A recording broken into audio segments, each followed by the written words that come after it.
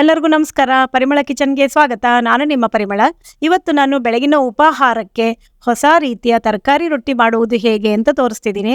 ಇದಕ್ಕೆ ಯಾವುದೇ ತರಹದ ಹಿಟ್ಟು ಬೇಡ, ತುಂಬಾ ರುಚಿಯಾಗಿ ಮೃದುವಾಗಿ ಇರುತ್ತೆ, ಆರೋಗ್ಯಕ್ಕೂ ಕೂಡ ತುಂಬಾ ಒಳ್ಳೆಯದು. ಹಾಗಾದ್ರೆ ಬನ್ನಿ ಇದು ಮಾಡುವ ರೀತಿ ಮತ್ತು ಬೇಕಾಗುವ ಪದಾರ್ಥಗಳು ನೋಡ್ಕೊಳ್ಳೋಣವಾ.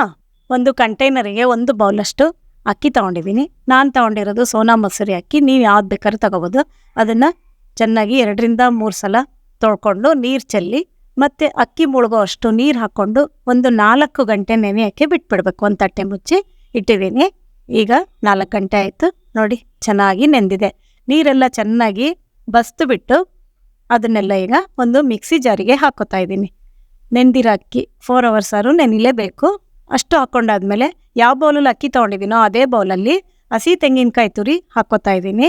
ತಾಜಾ ತೆಂಗಿನಕಾಯಿ ತುರಿ. ಅದಕ್ಕೆ ಒಂದು ಸ್ವಲ್ಪ ನೀರು ಹಾಕ್ಕೊಂಡ್ಬಿಟ್ಟು ಗಟ್ಟಿಯಾಗಿ ನುಣ್ಣಗೆ ಪೇಸ್ಟ್ ಥರ ರುಬ್ಕೋಬೇಕು. ನೀರು ಜಾಸ್ತಿ ಹಾಕ್ಕೊಳ್ಳೋದು ಬೇಡ, ಸ್ವಲ್ಪನೇ ಹಾಕ್ಕೊಂಡು ರುಬ್ಕೊಳ್ಳಿ. ನೋಡಿ ಎಷ್ಟು ಚೆನ್ನಾಗಿ ಬಂದಿದೆ ಅಂತ. ಹಿಟ್ಟು ಸೂಪರಾಗಿ ರೆಡಿಯಾಗಿದೆ. ಇದೇ ಥರ ಗಂಧದ ಥರ ರುಬ್ಕೋಬೇಕು. ಒಂದು ಮಿಕ್ಸಿಂಗ್ ಜಾರಿಗೆ ರುಬ್ಬಿರೋ ಹಿಟ್ಟೆಲ್ಲ ಹಾಕ್ಕೋತಾ ಇದ್ದೀನಿ. ಹಾಕ್ಕೊಂಡಾದ್ಮೇಲೆ ಇದಕ್ಕೆ ರುಚಿಗೆ ತಕ್ಕಷ್ಟು ಉಪ್ಪು, ಹಾಗೆ 1 ಸ್ಪೂನಷ್ಟು ಜೀರಿಗೆ, 1 ಬೌಲ್ ತುಂಬ ಎಲೆಕೋಸು ಸಣ್ಣಕ್ಕೆ ಹೆಚ್ಚಿಟ್ಟಿರೋದು, ಹಾಗೆ 1 ಬೌಲ್ ತುಂಬ ಕ್ಯಾರೆಟ್ ತುರಿ, 1 ಬೌಲ್ ತುಂಬ ಕೊತ್ತಂಬರಿ ಸೊಪ್ಪು ಸಣ್ಣಕ್ಕೆ ಹೆಚ್ಚಿರೋದು, 1 ಬೌಲ್ ತುಂಬ ಚಾಪ್ ಮಾಡಿರೋ ಈರುಳ್ಳಿ ಎಲ್ಲ ಆದಷ್ಟು ಸಣ್ಣ ಸಣ್ಣ ಪೀಸ್ ಮಾಡ್ಕೊಳ್ಳಿ. ಹಾಗೆ ಒಂದು 5 ರಿಂದ 6 ಹಸಿಮೆಣಸಿನ್ಕಾಯಿ ಇಷ್ಟು ಹಾಕ್ಕೊಂಡು ನೀರು ಹಾಕ್ಕೊಳ್ದಂಗೆ ಚೆನ್ನಾಗಿ ಕಲಿಸ್ಕೋಬೇಕು. ಯಾಕೆಂದರೆ ಹಿಟ್ಟು ನಾವು ರುಬ್ಕೊಂಡಿರೋದು ನೀರೇ ಇರುತ್ತಲ್ವ, ಮತ್ತೆ ನೀರು ಆ್ಯಡ್ ಮಾಡ್ಕೊಳ್ಳೋ ಅವಶ್ಯಕತೆ ಇಲ್ಲ. ಚೆನ್ನಾಗಿ ಮಿಕ್ಸಿಂಗ್ ಆದಮೇಲೆ ಈ ಥರ ಉಂಡೆ ಥರ ಬರಬೇಕು. ಹಾಂ ನೋಡಿ, ಇದು ಪರ್ಫೆಕ್ಟ್ ಹಿಟ್ಟು ರೆಡಿ ಆಯಿತು.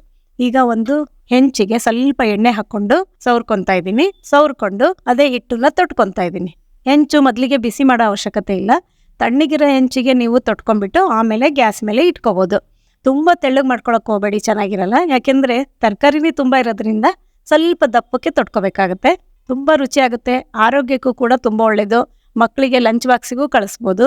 ಮತ್ತು ಎಣ್ಣೆ ಹಾಕೋ ಅವಶ್ಯಕತೆ ಇಲ್ಲ. ನಾವು ಹೆಂಚಿಗೆ ಎಷ್ಟು ಹಚ್ಚಿರ್ತೀವೋ ಅಷ್ಟೇ. ಈಗ ಗ್ಯಾಸ್ ಮೇಲೆ ಇಟ್ಟಿದ್ದೀನಿ. ಇಟ್ಟ ಮೇಲೆ ಅದ್ರ ಮೇಲೆ ಒಂದು ಲಿಡ್ ಮುಚ್ಚಿ ಇಟ್ಕೊಂಬಿಡಿ, ಬೇಗ ಆಗುತ್ತೆ. 1-1.5 ನಿಮಿಷದಲ್ಲೆಲ್ಲ ನಿಮಗೆ ತರಕಾರಿ ರೊಟ್ಟಿ ರೆಡಿ ಆಗುತ್ತೆ. ಇದು ಹೊಸ ವಿಧಾನದಲ್ಲಿ ತರಕಾರಿ ರೊಟ್ಟಿ ಮಾಡ್ತಾ ಇರೋದು. ತುಂಬ ಸ್ಮೂತಾಗಿ ಚೆನ್ನಾಗಿರುತ್ತೆ, ಜಿಗಿ ಆಗೋದೇ ಇಲ್ಲ. ಅಕ್ಕಿ ಕಾಯಿ ರುಬ್ಬಾಕಿರೋದ್ರಿಂದ ಇದಕ್ಕೆ ಜಾಸ್ತಿ ಎಣ್ಣೆ ಹಾಕೋ ಅವಶ್ಯಕತೆನೂ ಇಲ್ಲ. ಯಾಕೆಂದರೆ ಕಾಯಿಂದೆ ಕೊಬ್ಬರಿ ಎಣ್ಣೆ ಬಿಟ್ಕೊತಾ ಇರುತ್ತೆ, ನೋಡಿದ್ರಲ್ವಾ. ಇದಕ್ಕೆ ಸೈಡ್ಸು ಬೇಕು ಅಂತಲೂ ಇಲ್ಲ. ಯಾಕೆಂದರೆ ಇದಕ್ಕೆ ಉಪ್ಪು, ಖಾರ, ತರಕಾರಿ ಎಲ್ಲ ಹಾಕಿರ್ತೀವಲ್ವ. ಇದಕ್ಕೆ ಜಸ್ಟ್ ಮೊಸರು, ಚಟ್ನಿ ಪುಡಿ ಇಲ್ಲ ಹಂಗೆ ತಿನ್ಕೋಬೋದು. ಇದು ಬೆಳಗ್ಗೆ ಕಲಸಿಟ್ರೆ ರಾತ್ರಿ ಕೂಡ ಮಾಡ್ಕೋಬೋದು, ಚೆನ್ನಾಗಿರುತ್ತೆ. ನೋಡಿದ್ರಲ್ವ, ಹೊಸ ರೀತಿ ತರಕಾರಿ ತಾಳಿಪಟ್ಟು ಅಥವಾ ಖಾರದ ರೊಟ್ಟಿ ಮಾಡುವ ವಿಧಾನ ನಿಮಗೆಲ್ಲ ಇಷ್ಟ ಆಗಿದ್ದರೆ ಒಂದು ಲೈಕ್ ಕೊಡಿ, ಶೇರ್ ಮಾಡಿ. ನೀವು ಮಾಡಿಕೊಂಡು ಹೆಂಗೆ ಬಂತು ಅಂತ ನಿಮ್ಮ ಅನಿಸಿಕೆಗಳನ್ನು ಕಾಮೆಂಟ್ ಮೂಲಕ ತಿಳಿಸೋದು ಮರಿಬೇಡಿ. ನಾನು ಹಾಕಿರೋ ಮೆಜರ್ಮೆಂಟಲ್ಲಿ 4 ರೊಟ್ಟಿ ಆಗುತ್ತೆ ನೋಡಿ. ಇವತ್ತು ನಾನು ಬೆಳಗಿನ ಉಪಹಾರಕ್ಕೆ ಇದನ್ನೇ ಮಾಡ್ಕೊಂಡಿರೋದು. ಇದ್ರ ಜೊತೆಗೆ ಗಟ್ಟಿ ಕೆನೆ ಮೊಸರು ಹಾಕ್ಕೊಂಡು ತಿಂತಾ ಇದ್ದೀವಿ. ನೀವು ಹಾಗೆ ಮಾಡಿ ನೋಡಿ ಎಷ್ಟು ಸ್ಮೂತಾಗಿ ಬಂದಿದೆ ಅಂತ.